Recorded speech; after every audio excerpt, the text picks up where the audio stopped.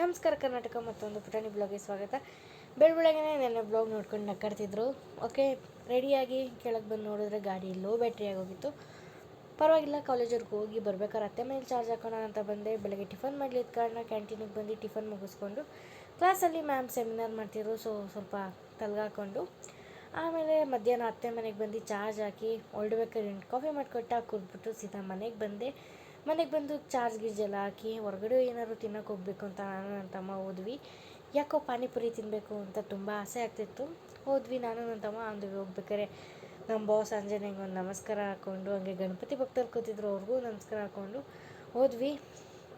ಒಂದು ಪಾನಿಪುರಿ ತಿನ್ನೋಕ್ಕೆ ಒಂದು 3 ಕಿಲೋಮೀಟ್ರು ಬರ್ತೀವಿ. ಯಾಕೆಂದರೆ ಇಲ್ಲಿ ಒನ್ ಟೈಪ್ ಆಫ್ ಪಾನಿ ಎಲ್ಲ 7 ಥರ ಪಾನಿ ಕೊಡ್ತಾರೆ. ಸೊ 25 ರುಪೀಸ್ಗೆ ವರ್ತ್ ಅಂದ್ಕೊಂಡು ಬರ್ತೀವಿ. ಇಲ್ಲಿವರೆಗೂ ತಿಂದ್ಬಿಟ್ಟು ಹೋದೆ ಮನೇಲಿ. ಇನ್ನು ಅಡುಗೆ ಮಾಡಬೇಕು ಅಂತ ಹೋಗಿ ಮಶ್ರೂಮ್ ಬಿರಿಯಾನಿ ಮಾಡಬೇಕು ಅಂತ ಹೋಗಿ ರೆಡಿ ಮಾಡಿ ಊಟ ಮಾಡಿ ಮಲ್ಕೊಂಡು